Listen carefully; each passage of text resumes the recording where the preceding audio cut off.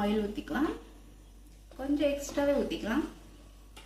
இது காயட்டும். இப்போ எண்ணெய் காய்ச்சதுக்கப்புறமா கொஞ்சமாக ஜீரகம், கொஞ்சமாக கடுகு, அதெல்லாம் பொரியட்டும்.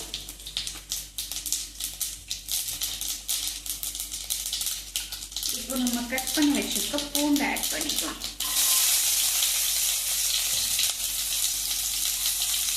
லைட்டாக வதக்கிக்கோங்க.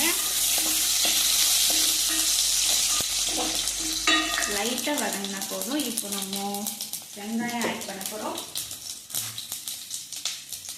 எல்லா வெங்காயத்தையும் ஆட் பண்ணிக்கலாம்.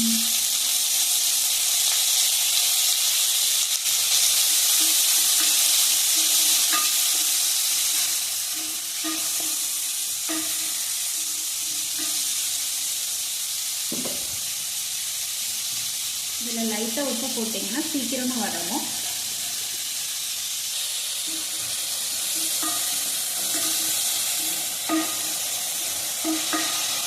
இதுலேருந்து பச்சை மிளகாவை ஆட் பண்ணிக்கலாம்.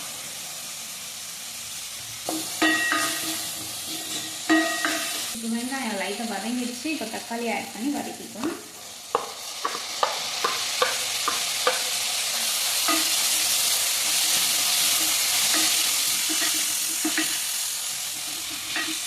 ஓகே, வதங்கிடுச்சு. இதில் கொஞ்சம் மஞ்சள்தூள் போட்டுக்குவோம். மஞ்சள்தூள் போட்டு அப்படியே லைட்டாக வதக்கி விடுங்க.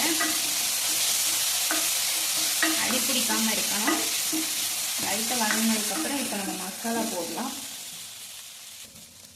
2 டேபிள் ஸ்பூன் சில்லி மிளகாய்த்தூள், அப்புறம் மல்லித்தூள் 1 2 3 எல்லாத்தையும் வதக்கிக்கலாம். அடி பிடிக்காம கறிக்கு போயிடாமல் வதக்கலாம். ரொம்ப ட்ரையாக இருக்குது. ஸோ கொஞ்சமாக தண்ணி ஊற்றி கூட வதக்கலாம்.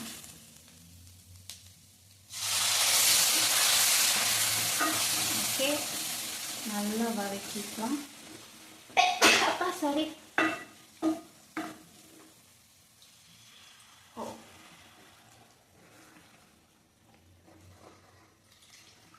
ஓகே, இப்போ எவ்வளோ தண்ணி வேணும்னு பார்த்து ஊற்றிட்டு கொதிக்க விடலாம். இன்னும் கொஞ்சம் தண்ணி ஊற்றிக்கலாம். ஓகே, இப்போ நம்ம தண்ணி இருக்கா? ஓகே, இப்போ நம்ம தண்ணி ஊற்றியாச்சு. இது எப்படியே ஓப்பன்லேயே நல்லா சுண்டி வரட்டும். வெயிட் பண்ணுவோம். இப்போ நம்ம முட்டையை உடச்சி ஊற்றிக்கலாம். லைட்டாக உடச்சி வெட்டியை விட்டுடலாம். அவ்வளோதான். இன்னொரு முட்டை. ஓடு உள்ள போட்டாதீங்க. ஓடே மடிக்கு. Okay, that's it. இது சிம்லையே வேகணும். இப்போ லைட்டாக இந்த குழம்பு எடுத்து இது மேலே ஊற்றி விடுங்க. சீக்கிரம் குக் ஆகும். தீஞ்சிடக்கூடாது. அப்படியே அது குக் ஆகட்டும். அவ்வளோதான். ஒரு வாட்டி நம்ம செக் பண்ணிக்கலாம். ஜஸ்ட்டு உடையாமல் இப்படி எடுத்து பாருங்கள். நல்லா வெந்திருக்கு.